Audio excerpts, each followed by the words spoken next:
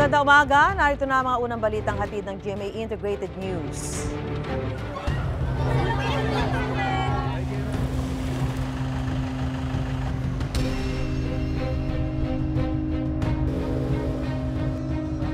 Tambak ng mga basura at nagpatong-patong ng mga sasakyang inanod ang tumambad sa ilang lugar sa Quezon City matapos ang pananalasa ng Bagyong Carina at Habagat.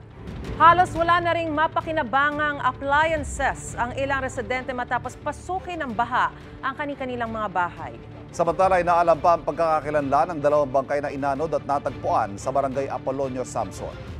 Yan ang unang balita live ni James Agustin. James. Good morning, Susan, Maris, Ivan. Alam niyo, isa ito sa mga subdivision dito sa Barangay Apolonio, Samson na napuruhan talaga ng pagbaha nitong nagdaang araw. At ang lampas tao na taas ng tubig dito ay nag-iwan na matinding pinsala sa mga ari-arian ng mga residente. Maraming mga gamit nilang hindi na mapapakinabangan.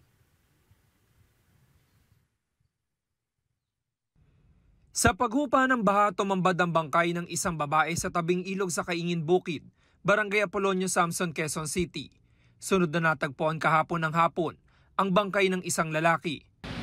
Nakita ko po yung babae nung humupa po ng tubig. Pumunta ko doon.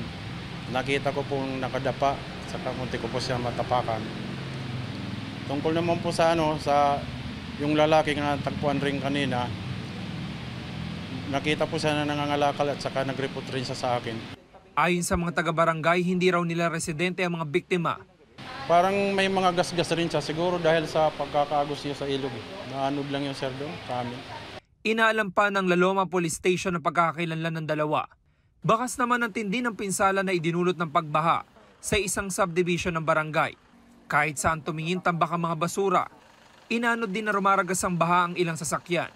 Gaya ng AUV na ito na nakapatong na ang likurang bahagi sa kotse. Tumagilid naman ang isang close van. Hanggang kagabi, abala ang mga residente sa paglilinis. Kwento ni Ezzy, umabot sa ikalawang palapag ng bahay nila ang taas ng tubig. 2009 pa raw nila huling naranasan ng ganitong katinding pagbaha. Hindi naman siya ganun kabilis. Dahan-dahan siya, pero kasi pagka bumuhusan naman yung malakas na ulan, yun na naman, aangat-angat na naman yung tubig. Nabasa at napuno ng putik ang kanilang mga gamit at damit. Ang iba hindi na mapapakinabangan. Maraming ligpitin, tapos yun, puro tapon. Tapos yung mga appliances, syempre pag nasira, wala na, hindi na mapapakinabangan. Ang kapitbahay niyang si Richard, itinapon na ang mga nasirang appliances na nalubog sa baha. Kabilang na ang isang rice cooker, 2 electric fan at washing machine. Tatagalan po bago makabili uli. Sabay-sabay nasira eh. Umabot sa mahigit 2,000 pamilyang naapektuhan ng pagbaha sa naturang barangay. Samantala, Ivan, ito nakikita nyo, ito yung tatlong sasakyan na nabanggit natin sa report. Ito'y maliit lamang na detalye na nakita pa lamang natin kagabi dahil madilim pa dito sa lugar. At ngayong umaga ay tumambad din talaga yung matinding pinsala dito. At dito sa di kalayuan, merong chapel dito. Pagsilip ko sa loob, napakadaming mga putik na kailangan linisin, makapal yung putik dyan at kasira-sira din yung mga upuan at nawala sa pwesto. Papakita ko lamang itong stretch ng kalsada dito sa subdivision. Akalain mo na nakapark lamang dyan yung mga sasakyan, pero kapag nilapitan mo, nandyan yung mga pinsala na naidulot sa mga sasakyan. Yung iba inanod dyan. May nakita tayo na isang SUV na yung windshield ay nabasag. Yung iba naman nagkayupi-yupit na wala talaga sa pwesto yung mga sasakyan. Yung poste dito, makikita mo talaga yung markings na umabot sa ikalawang palapag, lampas tao, yung taas ng tubig. At abala naman yung mga residente pa sa paglilinis at tinitingnan nila kung may mapapakinabangan pa sila, lalo na doon sa mga gamit nila at appliances dahil pinasok talaga ng tubig yung kanilang mga bahay. Yan muna yung latest mula rito sa Quezon City. Ako po si James Agustin para sa GMA Integrated News. Patay ang isang ginang at kaniyang anak matapos madaganan ng gumuhong pader na kanilang bahay sa Angeles, Pampanga. Na-recover ng mga taga-Bureau of Fire Protection ng labi ng mag-ina sa tambak ng mga debris at lupa. Nakatira ang mga biktima sa tabi ng Abacan River sa Barangay Pampang. Ayon sa Angeles CDRRMO, gumuho ang lupa malapit sa kanilang bahay kahapon kasunod ng halos walang patid na pag-ulan. Sugatan naman ang padre de pamilya na nagpapagaling sa ospital. Pinuna ni Pangulong Bongbong Marcos ang tila kakulangan sa paghahatid ng impormasyon ng Pag-asa at Office of Civil Defense kaugnay sa lawak ng pinsala ng Bagyong Carina at Habagat. Where is there still flooding? Where are there still isolated communities? That is what we need to know. Because para gumalaw yung lahat ng ating mga agency, we need to know where to go. That's really what I need to hear from you. This is only NCR. I need a nationwide report. Yes, sir. The typhoon didn't only hit NCR. Sa situation briefing, binigyan din ng Pangulo na dapat malaman na eksaktong ulat tungkol sa mga binahang lugar para mahatiran agad ng tulong. Nag-ikot ang Pangulo sa ilang binahang lugar sa Valenzuela. Nakita niya ang mga residenteng nagtitiis maglakad sa baha at ang maraming negosyong napinsala. Pagdating sa evacuation center sa Barangay Malanday, hindi na bumaba ang Pangulo dahil mataas pa rin ang tubig. Matapos ang briefing mula kay Mayor Wes Gatchalian, ginit ng Pangulo dapat maagang naglalabas ng impormasyon tungkol sa pagpapakawala ng tubig mula sa mga dam. May weakness tayo doon sa communication. Pag magbubukas ng dam, kung maaapaw yung dam, kailangan yung downstream communities, alam nila. And the LGUs. Nag-ikot din ang Pangulo sa Navotas. Inatasan niya ang MMDA at DPWH na maghanap ng kahit pansamantalang paraan habang hindi patuloy ang nakukumpuni ang nasirang floodgate. Bubuo na raw ng relief packages ang national government para sa mga lokal na pamahalaan depende sa kanilang pangangailangan.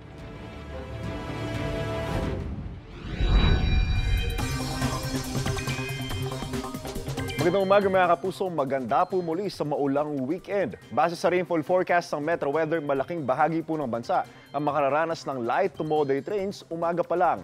Posible muli ang heavy to intense rains kaya maging alerto po sa banta ng baha o kaya naman ng landslide. Mataas din po ang tsansa ng ulan dito sa Metro Manila ngayong darating na weekend. Ayon sa Pag-asa, habagat at mga local thunderstorm magpapaulan sa ating bansa. Wala pa pong epekto sa lagay ng panahon ng binabantayan ng low pressure area ngayon na nasa 1,035 kilometers east ng southeastern Mindanao. Mababa po sa ngayon ang tsansa ng nasabing low pressure area na maging isang bagyo. Patuloy pong tumutok sa mga weather update para sa anumang pagbabago sa mga datos kaugnay niyan. Ingat po tayong lahat mga kapuso. Ako po si Anjo Pertiera. Know the weather before you go. Para Mark Safe lagi, mga kapuso.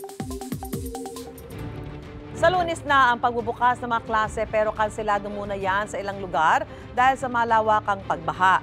Ayon kay Education Secretary Sani Angara, marami pang aayusin at lilinisin sa mga apektadong paaralan. Ngayong araw daw sila maglalabas ng listahan ng mga paaralang suspendido ang pasukan. Sa tala ng DepEd, mahigit 300 paaralan mula sa 6 na rehiyon ang ginamit bilang evacuation centers. 7 na pong paaralan naman mula sa 7 na rehiyon ang napinsala. Tinatayang nasa 630 million pesos ang gagastusin para sa reconstruction at rehabilitation ng mga naapektuhang paaralan. Napinsala ang tanggapan ng Land Transportation Office sa Araneta Avenue sa Quezon City ng matinding baha nitong Miyerkules. Ayon sa ulat ng Super Radio DZBB, napuruhan ang ground floor kung saan ginagawa ang mga transaksyon. Nabasa maraming dokumento, pati ang ilang license plates. Wala naman daw dapat ipag-alala dahil naka-upload sa kanilang system ang kopya ng mga dokumento. Bumagsak at nabasag din ang salamin sa harapan ng establishmento. Magiging limitado muna raw ang mga transaksyon ngayong araw dahil basa ang opisina at walang internet connection. Patuloy ang pagtulong ng GMA Kapuso Foundation sa mga kababayan nating nasalanta ng masamang panahon. Nagsagawa ng relief operations kahapon ng Kapuso Foundation sa ilang lugar na binaha sa Marikina. Nauna na binigyan ng relief goods at pagkain ng ilang napuruhang barangay sa Quezon City. Sunod na hahatiran ng tulong ng Kapuso Foundation ang iba pang mga apektadong lugar. Sa mga nais ding tumulong, maaaring magdeposito sa bank accounts ng GMA Kapuso Foundation o magpadala sa Cebuana Luwilier. Pwede rin online via GCash, Shopee, Lazada at Metrobank credit card.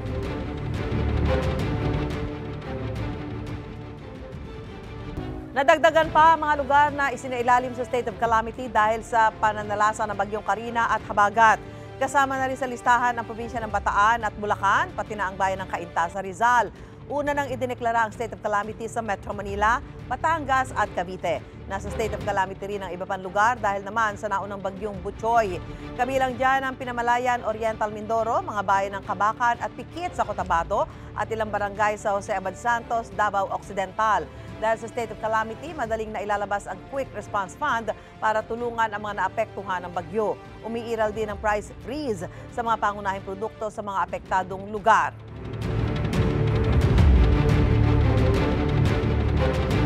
Mga kapuso, tungkol sa bagong low pressure area na nakita sa Mindanao at lagay ng panahon ngayong darating na weekend, makakaparam natin ngayong umaga live si Ana Cloren Horda, weather specialist ng Pag-asa. Magandang umaga po. Magandang umaga, Sir Adjo. Gandis po sa ating mga taga-subaybay. Kumusta po ang ating panahon sa darating na weekend at uulanin po ba tayo dahil sa habagat? Yes po, dahil sa habagat, itong western section po ng Luzon, kasama na po dito Ilocos Region, Zambales, Bataan, ay makakaranas pa rin po ng maulap na kalangitan at may mga kalat-kalat na mga pag-ulan pa rin po ito epekto ng habagat. Pero dito po sa atin sa Metro Manila, pati na rin sa ibang bahagi pa ng Luzon, ay improving weather condition na po yung ating naasahan towards the weekend. Miss Ana, magpapatuloy po ba itong maulang panahon hanggang sa Lunes kung kailan balik eskwela na po? Yes po, by Monday, expect po natin na itong eastern section naman po ng Southern Luzon, Visayas, Mindanao, or particular na sa may Bicol Region, Eastern Visayas, Caraga at Davao Region, yung inaasahan po natin na makakaranas ng mga pag-ulan early next week dahil nga sa posibleng epekto ng LPA na ating minomonitor. Lumapit pa po ba o lumayo na itong low pressure area na binabantayan natin ngayon? Nananatili pa rin ho sa loob ng ating area of responsibility, yung binabantayan nating LPA na namonitor nga ho natin ito kahapon ng alas 2 ng hapon. At ina-expect natin na sa mga susunod na araw ay mas lalapit po ito sa may eastern section ng ating bansa. Kaya ina-expect po natin na early next week ay posible ho sila makaranas ng maulap na kalangitan at may kasama mga pag-ulan. Ano po ang tsansa na maging bagyo itong low pressure area na binabantayan natin? Within the next 24 to 48 hours po ay mababa ang tsansa na ito ay maging isang bagyo, pero dahil nga nasa karagatan nito ay hindi po natin nire-rule out yung possibility ng kanyang development dahil nga posible pa rin po itong makakuha ng lakas sa karagatan. Miss Ana, last question po, may epekto po ba itong low pressure area sa hanging habagat sa mga susunod na araw? Yes po, dahil nga mahina pa po yung sirkulasyon nitong LPA, no? So wala pa po itong epekto, wala pa rin po itong hatak sa habagat. So wala pa po tayo inaasahan na enhancement po nito sa southwest monsoon o sa habagat. Maraming salamat, magandang umaga po. Ana Cloren Horda, weather specialist mula sa Pag-asa. Salamat po, magandang umaga. Rumagasa ang tubig sa Wawa Dam sa Rodriguez, Rizal dahil sa matinding pagulan noong Miyerkules. Ayon sa video uploader na si Allen Season, mula sa bagong gawang Upper Wawa Dam ang rumagasang tubig. Diretso malaking volume ng tubig na yan sa Marikina. Bibisitahin daw sana niya ang kanilang cottage doon na mangyari ang pagragasa ng tubig. Bubong na lang ng mga cottage ang makikita. Pinabulaanan naman ni Mayor Ronnie Evangelista ang kumakalat sa social media na nagpakawala ng tubig ang Upper Wawa Dam. Gate niya malayo pa sa pag-apaw ang Upper Wawa Dam.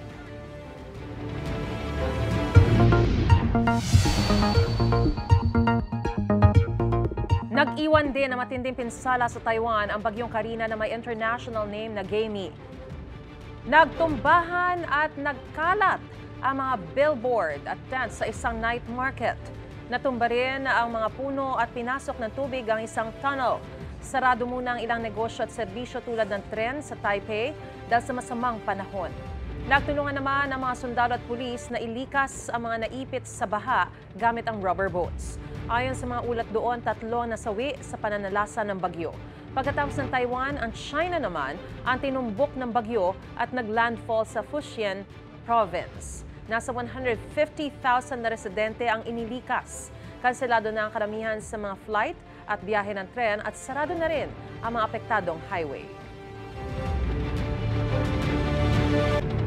Tumaob ang isang bangka sa New Hampshire sa Amerika dahil sa isang balyena. Hulikam ang pag-angat mula sa tubig ng balyena na tumama sa isang maliit na bangka. Dahil sa bigat ng balyena na 80,000 pounds, bumaligtad ang bangka at nahulog ang 2 sakay. Nasagip sila ng mga nasa kalapit na bangka. Paglilinaw ng isang marine biologist, aksidente at hindi pag-atake ang nangyari. Gawain daw talaga ng mga humpback whale na umibabaw sa dagat para manghuli ng isdang kakainin.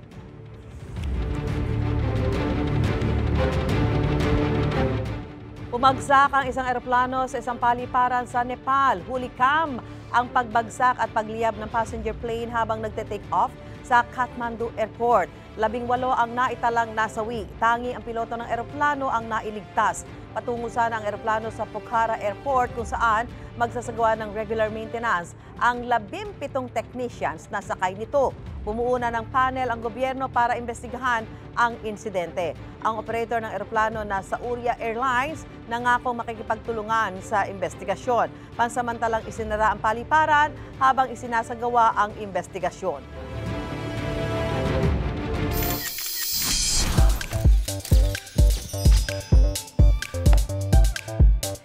Ito mga kapuso, binahari ng bahay sa Malabon ng content creator na si Ninong Rai. Sa latest Facebook Live niya, umabot daw hanggang bewang ang baha sa kanila. Bukod sa ilang gamit sa loob ng bahay, nasira din daw ang mga sasakyan niya dahil sa baha. Isa sa mga unang iniligtas nila Ninong Rai, ang kanilang mga alagang aso. Very good. At ito nga ang ilang kapuso stars, kaisa sa mga panawagan na no pets left behind. Nag-share ng call-out posts sina Heart Evangelista at Carla Abellana. Gayon din sina Sangre Bianca Umali, Angel Guardian at Faith Da Silva. Pati na rin sina Shining Inheritance stars Kailin Alcantara at Kate Valdez. Animal lovers, yes. No pets left behind. Dapat. Oo, di ba? Alagaan. Oo Ikaw yung naman. buhay ng mga Family alaga yun, mo eh. family, Oo. family sila. Mga dog lovers nandito. No?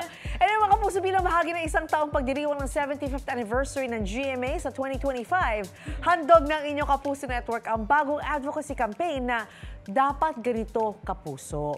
Tampok sa kampanyang ito ang 7 nakakaantig na short stories na layong magbigay inspirasyon sa mga Pilipino. Una, sa core Filipino values na inyong mapapanood, ang pagiging makadiyos. Ang short story tungkol dyan ay pagbibidahan ni starstruck alumna Nadine Samonte at child star Ewan Micael. Dahil ika nga nila, every gising is a blessing. Dapat punuin ng pag-ibig at pasasalamat ang puso sa bawat pagsalubong sa mga biyaya. Bibida rin sa mga susunod na short stories ang iba pang Kapuso stars at sparkle artists. Ang Dapat Ganito Kapuso short stories ay mapapanood sa GMA, GTV, Pinoy Hits, Heart of Asia at iHeart Movies. Gayon din sa official digital platforms ng Kapuso Network. Mahalaga ang pagiging makadiyos natin mga Pilipino. Kasi ang makadiyos, nandun yung fear mo, yung takot mo na magkamali ka, na yung gusto mo sa sarili mo na maging mabuti kang tao. At saka ang buhay natin is hiram lang. So, ibigay mo na yung best mo. Ngayong Biyernes, narito ang mga binabantayan ng unang balita. Naiwang putik na masamang panahon sa Marikina, naroon si EJ Gomez. Baha naman sa Valenzuela ang ibabalita ni Bea Pinlac.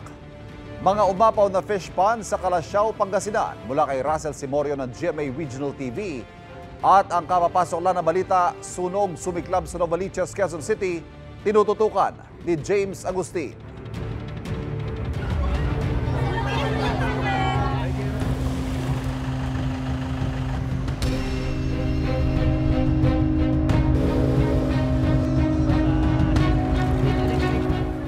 Problema ng mga taga-Malabon ang mga tambak ng basurang iniwan ng baha. Sa Valenzuela naman, hindi pa rin humuhupa ang baha sa MacArthur Highway. May unang balita live, si Bea Pinlac. Bea? Ivan, lumalakas na ang ulan dito sa Valenzuela at kung dumiridiretso ka sa kahabaan ng MacArthur Highway, sabi nila magmimistulang dagat yung baha. Kanina sa taas ng tubig, yung ilan na lumusong dito ay nakahuli pa ng hito. Hindi pa humuhupa ang baha sa MacArthur Highway sa Valenzuela. Ang ilan sa mga lumulusong dito, nakakabingwit na ng biyaya. Nakahuli na ako ng hito. Nandun dumadaan yung truck na kita namin hito. Yan, tinaga niyo dyan kanina. Nahuli niya. Buhay pa yun. Nandyan sa timbahan. Para naman sa maraming motorista, Perwisyo ang dulot ng baha. Galing pang Nueva Ecija si Mike, pero tumirik ang kanyang motorsiklo nang pasukin ng tubig ang makina. Pagod na sa biyahe. Pagod pag mahirap magtulak. Hinaing naman ng taxi driver na si Abe, apektado ang kita niya dahil sa hirap pumasada. Hassle po, hindi lang sa akin, para sa lahat. Sobra po ngayon, grabe. Walang talo pa yung Undoy tsaka Habagat. Ngayon, lalabas ako, baka wala nang baha sa mga Quezon City. Si Ron, plano sanang magbakasyon sa Baguio, pero hindi na ito matutuloy dahil sa baha. Hinintay ko pong humupa. Tapos pag humupa na po, doon na po ako tutuloy.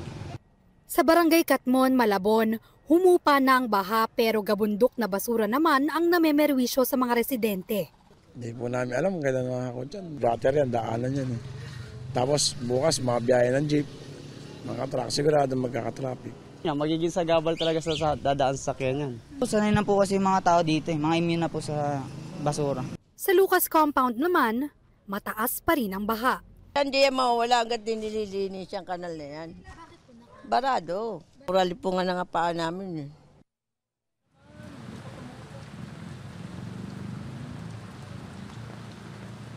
Ivan, sa ngayon, medyo may bottleneck pa ng mga sasakyan dahil nga pahirapan tumawid sa baha. Yung ilan na mga pasahero na nakita natin, dumidiskarte na at sumasakay sa mga malalaking truck o malalaking kotse para lang makalagpas sa baha. Yan muna ang unang balita mula rito sa Valenzuela. Bea Penlac para sa GMA Integrated News. Nakawala ang ilang alaga isda mula sa mga palaisdaan sa Pangasinan na halos umapaw sa gitna ng masamang panahon. Live mula sa Calasiao, Pangasinan, may unang balita si Russell Simorio ng GMA Regional TV. Russell?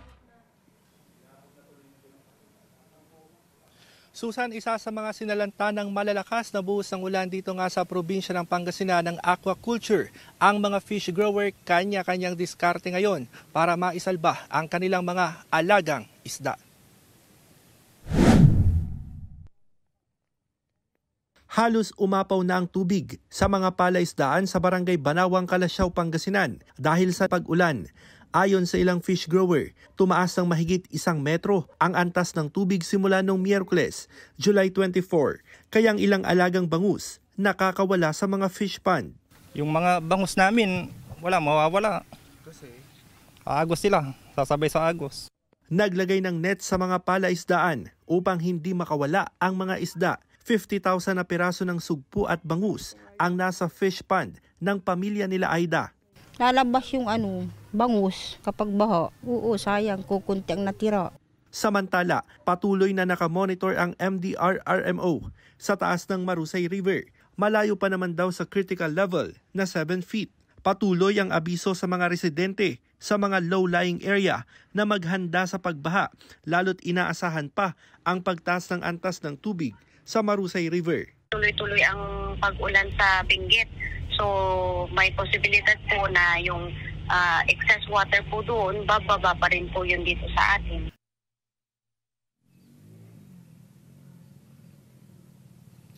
Susan, magdamagan pa rin ang buhos ng ulan dito nga sa probinsya ng Pangasinan at ang pangamba ng mga residente kung sakali mang umapaw itong mga fish pond, diretso sa kanilang bahay ang tubig. Ngayong umaga, lagpas na sa 6 feet ang antas ng Marusay River. Kaya ang abiso ng MDR-RMO, anumang oras maaari silang magpatupad ng evacuation, lalo na sa mga residenteng nakatira sa mga low-lying areas. At yan ang latest mula rito sa Pangasinan. Balik sa iyo, Susan. Maraming salamat, Russell Simorio ng GMA Regional TV.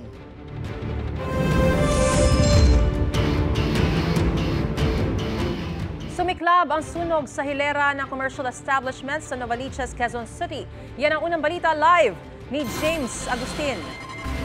James, kumusta na ngayon ang sitwasyon dyan?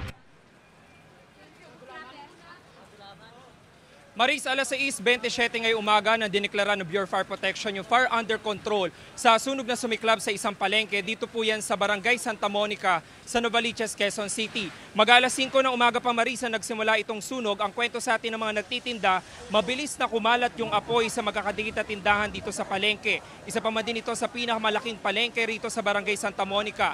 Itinaas ng Bureau of Fire Protection ang ikatlong alarma. Nasa 22 fire truck nila rumisponde, bukod pa sa mga fire volunteer. Tupok na tupok, Maris, yung mga paninda sa ilang tindahan, problemado yung mga nagtitinda, lalo pa't bumabangon pa lamang sila mula doon sa pagbaha na naranasan nila nitong nagdaang araw. Tulad na nakikita nyo, Maris, ngayong umaga ay sinabayan pa ng malakas na buhos ng ulan itong sunog na nagaganap dito sa palengke. Tupok na tupok po yung mga paninda. Dito pa lamang ito sa harap na nakikita nyo, mga tindahan po yan ng itlog na magkadikit dyan. Doon sa katabi niyan ay meron din tindahan ng karne at doon sa looban ay grocery store. Ito pa lamang yung pinsala dito sa bandang harapan. Hindi pa napapasok yung loob at sinasabi sa atin doon sa bandang ibaba nagsimula at gumapang lamang pagpatungo dito sa harapan itong apoy na tumupok na dito sa magkakadikit na commercial establishments dito sa palengke. Patuloy po yung operasyon ng Bureau of Fire Protection at nangangalap pa tayo ng karagdagang detalye kung ano ba yung pinagmula ng apoy, maging yung kabuang halaga ng pinsala dito sa ari-arian. Yan muna yung latest mula rito sa Novaliches, Quezon City. Ako po si James Agustin para sa GMA Integrated News.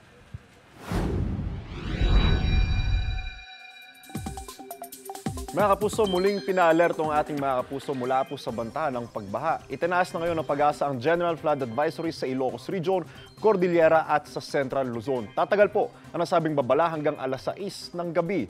Ang mataas na banta ng baha sa mga nabanggit na rehiyon ay dahil po yan sa inaasahang pag-uulan ngayong araw na epekto ng hanging habagat. Ingat po tayong lahat, mga kapuso.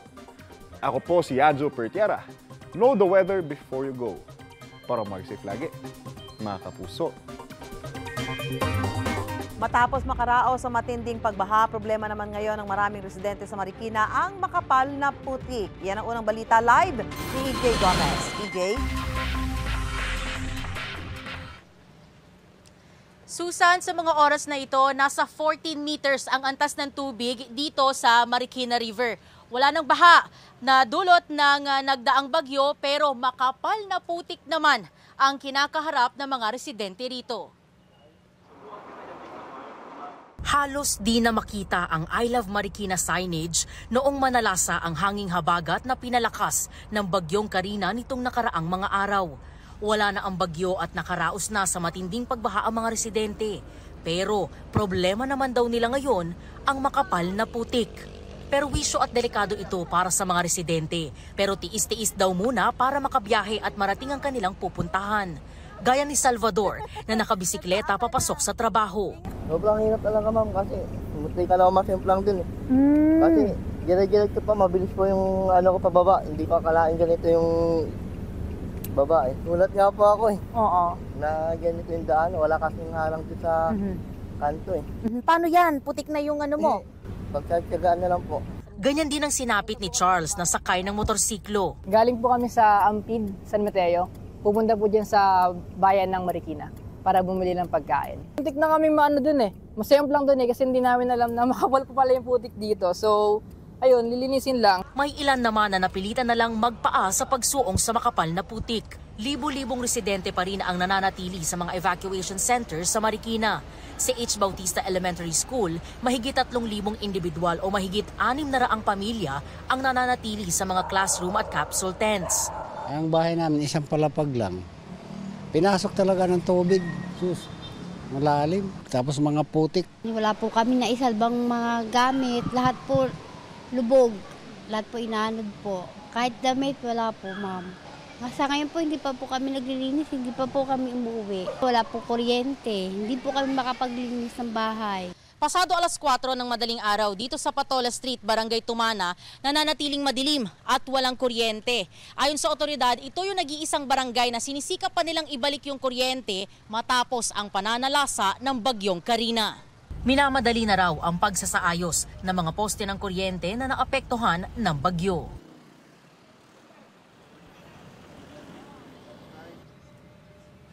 Susan, bukod sa bisikleta at motorsiklo, nung nagsimulang lumiwanag, no, mangilang-ilang mga sasakyan, kabilang ang papasaherong jeepney at ilang small trucks, yung nakita na nating dumaan dito sa napakaputik na kalsada ng Marikina River Park. Kaninang pasado alas 6 naman ng umaga, nagsimula ulit na umulan ng malakas, pero tumatagal lang ito ng ilang minuto. Ang problema lang, pabalik-balik pa ito. At yan ang unang balita mula rito sa Marikina. EJ Gomez para sa GMA Integrated News. Isang tripulante ang nasawi sa lumubog na motor tanker sa dagat na bahagi ng Limay, Bataan. Karga ng barko mahigit 1 milyong litro ng langis. May unang balita si Rafi Tima. Sa gitna ng dilim, kitang-kita ang unti-unting paglubog ng motor tanker Terra Nova sa Lamau Point sa Limay, Bataan. Papunta sa ng Iloilo ang lumubog na tanker na may kargang 1.4 million liters ng industrial fuel oil. Agad namang nailigtas ang 16 na sakay ng barko. 4 sa kanila ay kinailangang gamutin. Natagpuan ng mga otoridad ang nawawalang tripulante pero wala na siyang buhay.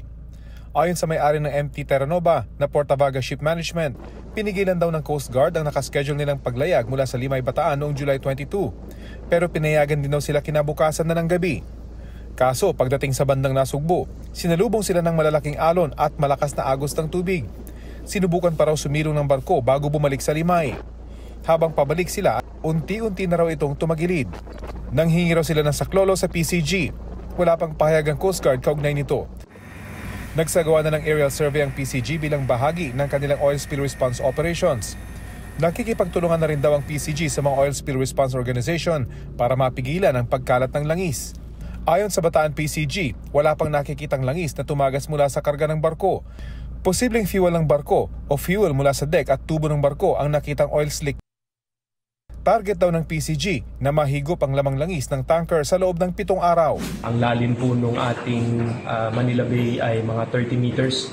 So ano po yan, hindi po imposible na magawa ng paraan para safely, securely mailabas yung laman ng tanker na langis para po hindi makaapekto sa ating kapaligiran. Ang Department of Environment and Natural Resources maglalagay ng monitoring instruments sa oras na matukoy nila ang lokasyon ng barko. Kailangan pong malaman kung saan nga po siya ngayon at kung ano po yung estado, struktura ng barko.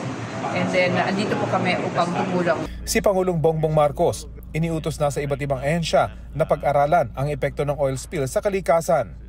Basically, what we need to assess is where is the capsized vessel, the fuel that's being released, what are the tides, what are the winds, where is it headed, para maunahan na natin. Sir, DOST maybe can also make some determinations on that. Ito ang unang balita. Rafi Tima para sa GMA Integrated News. At para sa update sa balitang yan, sa lumubog na motor tanker sa Limay, Bataan, makakapanayan po natin, Philippine Coast Guard spokesperson, Commodore Armando Balilo. Commodore, magandang umaga po. Ivan, magandang umaga po sa lahat ng inyong taga-subaybay.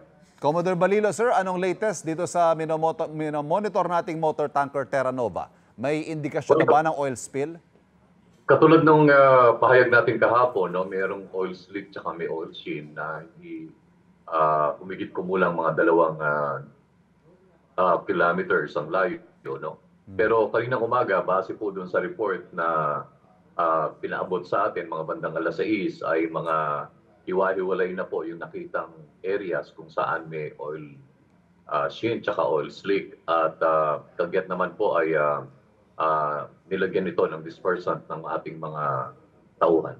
Yung hiwa-hiwalay na puka ninyo na may oil slick, oil sheen, ano hong ibig sabihin nito? Indikasyon po ito na kumakalat na? Ganun ba? Hindi.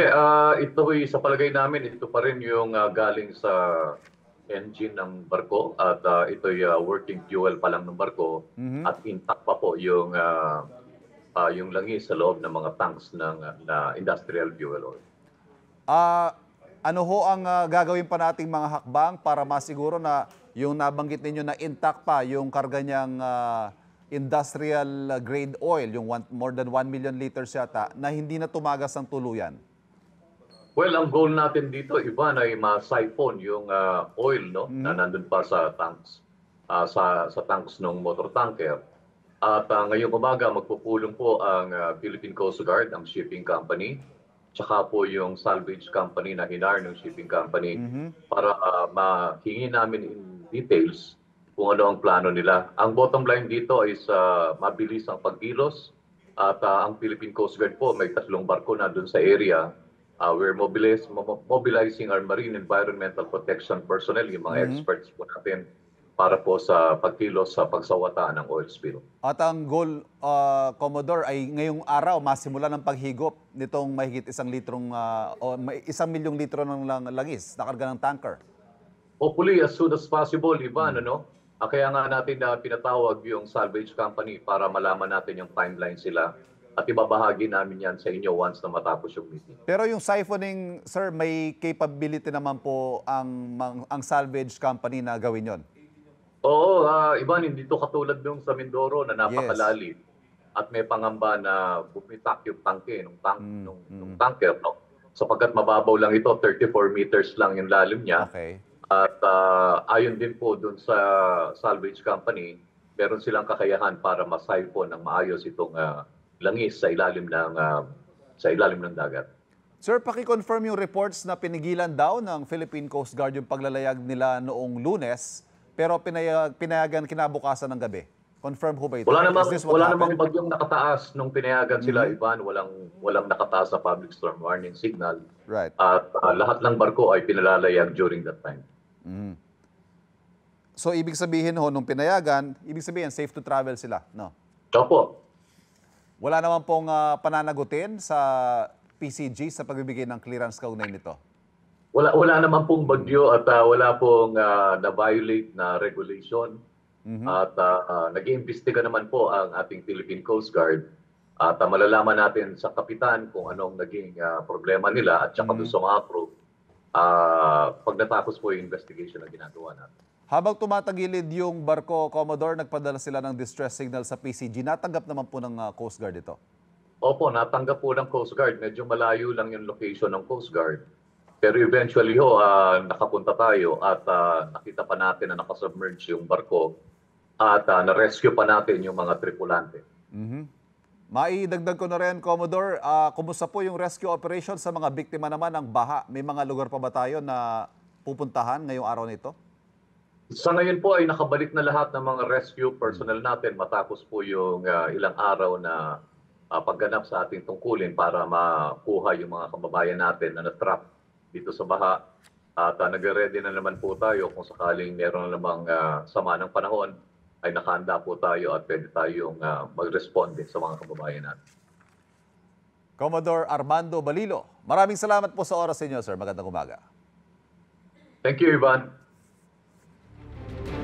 Nananatili pa rin sa evacuation center sa Maynila ang halos 500 pamilya na wala ng tirahan dahil sa hagupit ng bagyong Karina at Habagat.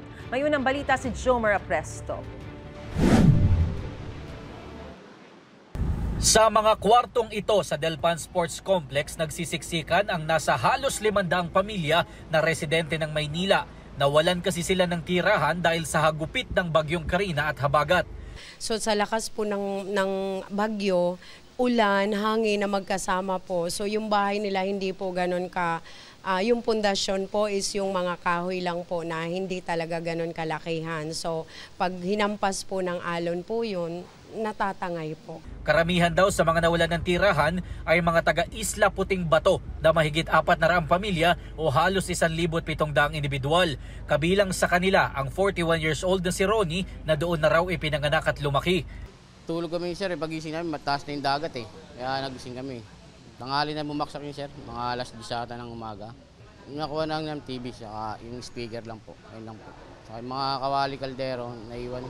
Kasi biglaan, sir, yung buo ng bahay namin. Ayon sa Manila Social Welfare and Development, nakapagbigay na ng tulong pinansyal ang lokal na pamahalaan para sa mga apektado ng bagyo.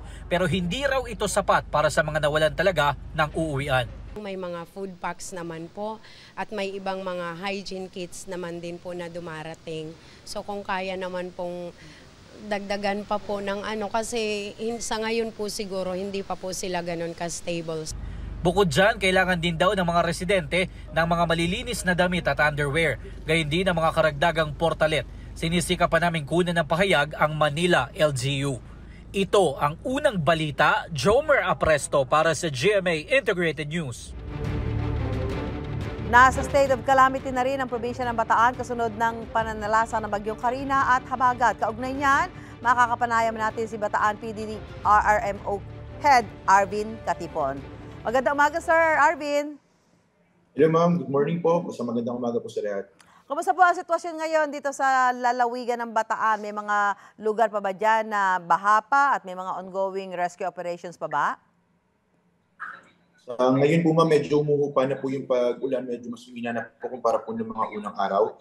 And patungkol naman po sa pagbaha, kahapon lamang po na meron pa po tayo na tala ng 36 na barangays po na merong pagbaha. Pero ngayon po umaga, ang earliest na report po namin, wala na po tayong mga barangay na flooded po. Nag-subside na po yung mga tubig po sa daan. So kung nag-subside na, ibig sabihin ba nun, sir, ay passable na ho ang mga ito sa lahat ng klase ng sasakyan? Yes po, ma'am. Lahat po naman din ng aming major thoroughfares po, yung aming Roman Superhighway ay nanatili pong passable simula po nung Lunes. Yun lamang po mga daan sa national road, sa mga looban po, may mga ilan po na hindi pa naging passable. Pero ngayon, since wala na nga po pagbaha, passable na po ito lahat. Meron bang naiulat na nasawi, nasugatan o nawawala dyan po sa Bataan? Ma'am, nung July 24 po, may nai-report po sa amin na missing persons, no, na dalawa po, na dalawang fisherman po na taga St. Francis, Limay, Bataan. Ito po yung mga nagpalaot po despite po yung ating warning at saka si travel advisory po, no. Pero good news naman po na sa tulong po natin Philippine Coast Guard ay na-rescue po yung dalawa nating fisherman din at safe po sila na ibalik sa probinsya ng Bataan po.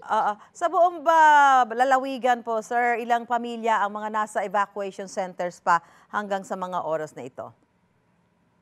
Sa ngayon po, ma'am, ang aming affected families po na nasa loob pa po na evacuation center ay nasa 1,313 pa po na pamilya. And sa mga individuals po na nasa loob, yung actual na bilang po ng mga individuals nasa maabot pa po sa kulang 5,000 rin po ang nasa 4,000 plus pa po ang aming mga individuals na nasa loob ng evacuation center.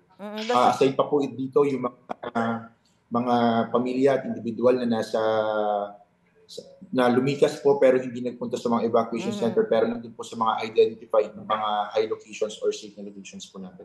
Apo. At sa ngayon ba, meron na kayong initial na halaga ng pinsala dyan sa mga kabuhayan, infrastruktura dyan po sa buong Bataan? Nung nagpa-initial po tayo na damage assessment, before po kami nakapag-declare ng state of calamity, meron na po tayo naitala na mga agricultural and livestock na damages. Umabot na po kagad dito sa kulang-kulang na 15 to 20 million. Pero right now po, habang tumatagal po, mas tumatagal po yung nagiging damages. From 15 million ngayon po, ang reported po sa amin na damages ay umabot na po ng mahigit 70 million. And tinitignan po namin na baka ito po ay mas tumaas pa po. Lalo po ngayon na mas magtanda po tayo ng validation dahil medyo humina na po ang ulan at umupa na po yung mga pagbaha. Yung pagbibigay ho ng tulong doon sa mga binahang mga residente, kumusta po ang estado ngayon? Ma'am, as early as July 23 po, yung ating po mga naka-steady na stockpiling ng mga relief goods at saka mga hygiene kits ay naipaabot na po kaagad natin doon sa mga nasa evacuation center. Ang aming pong mahal na Governor Gov. Joey Garcia ay siya po mismo ang nag-ikot po sa mga evacuation centers po natin at sinigurado po na sa tulong po ng aming PSWD in coordination with DSWD also ay mapaabot po kaagad yung mga available na po namin na relief goods, food packs, food and non-food items po. Pahabol ko lang, sir, sabi mo mga 1,000 families pa yung mga nasa evacuation center. Sapat pa ba yung mga supply natin ng relief goods para ho doon sa mga nasa evacuation center pa? Meron pa naman po tayong mga naka-stockpile, pero nakipag-coordinate na rin po kami sa DSWD para po sa karagdagan po ng mga relief items po na pwede natin maipaabot po sa mga naapektuhan po ng Typhoon Karina po dito sa Bataan. Okay, maraming salamat. Bataan PD RRMO Head Arvin Katipon, magandang umaga sa iyo. Morning po. Thank you po. Kinumpirma ng Office of the Vice President na bumiyahe sa ibang bansa si Vice President Sara Duterte kasama ang kanyang pamilya. Isa raw itong personal trip na may permiso mula sa Office of the President. Hindi raw sinasadya na nataon ito sa pananalasa ng Bagyong Karina at Habagat. Tiniyak naman ng OVP na tuloy ang paghahatid nila ng tulong sa mga naapektuhan ng kalamidad. Kabilang sa mga hinatira nila ng pagkain at relief bags ang mga pamilya sa Barangay Manresa, Quezon City. Arestado sa Maynila ang isang babae na kabilang sa mga suspect sa pagpatay sa isang lalaki sa Makati. Paliwanag ng babae, hindi sinasadyang mapatay ang lalaki na umano'y nambastos sa kanya sa social media. May unang balita si Jomer Apresto. Pagkakita sa subject ng operasyon, agad na tumakbo ang mga tauhan ng Manila Police District at hinuli ang babaeng ito sa punta sa Santa Ana, Maynila. Suspect siya sa pagpatay sa isang lalaki sa Makati noong nakarang taon. Nangyari siya sa Makati pero dito nakatira yung huling suspect natin. So minaman-manan ng mga operatiba natin hanggang sa yun nga na huli na po natin yun. Ayon sa pulisya, 5 ang suspect sa krimen. 3 sa kanila ay mga menor de edad. Una nang nahuli ng MPD ang 4 na suspect nitong nakaraang buwan. Base sa investigasyon, nag-usap daw ang biktima at ang babaeng suspect na magkikita sa isang gasolinahan sa Barangay La Paz sa Makati City noong December 1, 2023. Pero 4 na lalaki umano ang sumalubong sa biktima na bumugbog at sumaksak sa kanya. Hindi na nahagip ng CCTV ang aktwal na krimen pero nakita ang pagtakas ng mga suspect. Ayon sa suspect na babae, binastos daw kasi siya ng biktima sa social media. Sinabi po niya sa akin how much po, tas kung magkikita daw po kami, magkano daw po, ganun. Kaya naano po yung jowa ko. Ginamit po nung jowa ko yung account ko, pang-check dun sa lalaki. Tapos naipagkita po sa may tapos ang balak daw po nila dun, ibubugil lang po nila. Nasa kustodiya ng Santa Ana Police Station ang babae habang hinihintay ang commitment order ng korte. Ito ang unang balita, Jomer Apresto para sa GMA Integrated News. Wala ng buhay nang matagpuan ng isang babae sa Antipolo City. Ang biktima, pinagbabaril sa ulo ng salaring nakamotorsiklo. Laging una ka sa balita ni EJ Gomez, exclusive.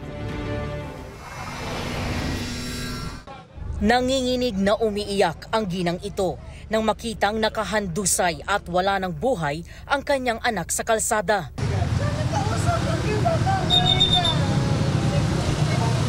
Pinagbabaril sa ulo ang biktima na kinilalang si Maria Jamila Aliana Vargas, 25 anyos.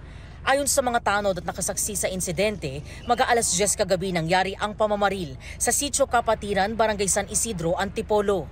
Dumaan po sa harapan namin yan.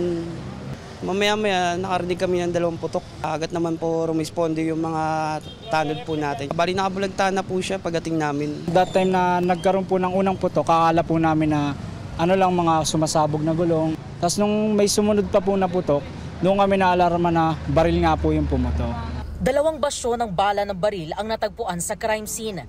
Ayon sa saksi, nakamotor na single tapos biglang umarangkada rin kasi ng takbo yun. Kwento ng ina ng biktima, nagpaalam lang daw si Jamila na pupunta sa kanyang pinsan. Makalipas ang ilang oras, dumating ang kaibigan ni Jamila at ipinapakita sa kanya ang mga larawan ng biktima. Sabi ko, ano ba yun? Pinakita niya kung sino ba yan? Hindi ko maaninag. Si Jana po, tita. Ano ba talaga sabihin mo? Mahimatay na ako, sabi ko. Gulat ba na? Sobrang laking gulat. Sobrang pala kaibigan po yan eh. Wala po siyang kaaway. Ayon sa barangay, hindi residente ng Barangay San Isidro ang biktima. May mga kaibigan daw po dito na pinupuntahan siya at hanggang sa kasalukuyan hindi pa natin inaalam po natin kung sino po sila. Isolated lang po to. Patuloy pa ang investigasyon ng pulisya sa insidente. Nagbabacktracking na raw ang mga otoridad sa mga CCTV sa lugar para matukoy ang salarin. Ito ang unang balita. EJ Gomez para sa GMA Integrated News. Nagkasunog sa isang residential area sa Barangay Marulas, Valenzuela. Yan ang unang balita ni Bea Pinlac. Mag-aalauna ng madaling araw kanina nang sumiklab ang sunog sa isang residential area sa Barangay Marulas, Valenzuela. Mabilis lumaki ang apoy at umabot ito sa ikalawang alarma. Hindi bababa sa 8 truck ng bombero ang kinailangang rumisponde. Sa kuha ng CCTV, kita ang biglang paglaki ng apoy sa isang unit sa hanay ng mga bakanteng apartment. Kumalat na rin ito sa mga kalapit na bahay. Naluhana lang si Mang Charlie habang pinanonood ang nasusunog niyang bahay. Ginawa po namin, so nilabas po namin lahat ng mga gamit namin. So far naman po, awa ng Diyos, wala naman po